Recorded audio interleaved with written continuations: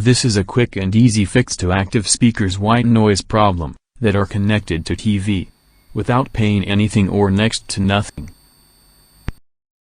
If you have connected your active speakers to the TV with DA converter similar to these, and you get power to the DA converter directly from the TV, you need to plug your USB to an old wall socket power charger, similar to this, instead of TV's USB, and this will fix the issue.